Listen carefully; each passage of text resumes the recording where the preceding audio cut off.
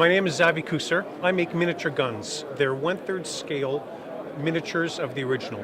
I take the original apart, and each piece I copy in 1/3 scale by traditional machining techniques. So there's no casting, there's no computers, it's all traditional machining of the original parts in 1/3, and I assemble a functional miniature out of those miniature parts. Well, that's interesting. Where are you located? Montreal, Canada. Montreal. Yeah. And so you're here today at the Las Vegas Antique Arms Exposition. Yeah. And you've been exhibiting here for a long time. Where else have you exhibited? I've exhibited my miniatures at other gun shows, but also I've had exhibits in museums. My father has had his work in the miniature guns that I work with him at the Tower of London in England, and also in Leeds, England. They have also a museum that is associated with the Tower of London, and in Toronto, the Art Gallery of Ontario and the Royal Ontario Museum. What's the hardest thing about making these miniatures? What's involved? What do you have to do? Well, I have to take the original parts and remachine them in 1/3 size. So I have to recreate the original machining techniques in a much smaller scale and a much lower volume. So I have to imagine ways to hold and machine the parts that are very odd shaped, very odd sizes, very small sizes. So there's a lot of challenge in making the parts that small, that accurate. And so in order to do that, you have to have the original firearm that the miniature is based on. Is that correct? Absolutely. In order to do a quality miniature, I have to take the original apart and copy each piece and make it exactly the way the original was made to make a functional miniature. Now, what is your favorite miniature? You've done a lot of these things. Yes. You must have one that's special. My favorite is the Colt 1911. It's an iconic firearm.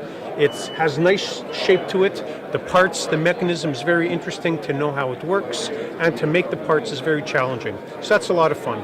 Now, I got to ask you a silly question. Do these guns actually fire? They don't fire. We don't make bullets. They go click, just like the original, but they don't go boom. So what does the TSA have to say about these things?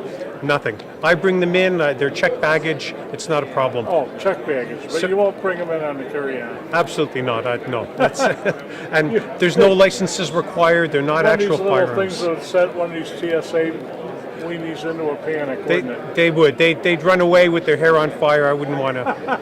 So you were pretty good in the questions that you asked.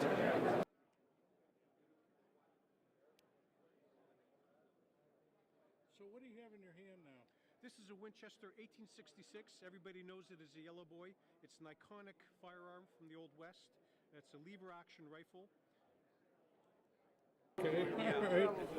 That will work. I have to tell you, Zavie, that these miniature firearms and artifacts that you've made bring me right to Gulliver's Travels. You've certainly learned a lot from your father. The glare is. I always have problems taking. What else do you have in that little case of yours? You've got so many incredible, realistic-looking replicas of very popular and famous firearms. All right, now I'm going to shoot some others in the box. There's no question that a lot of hard work and a lot of love went into your items.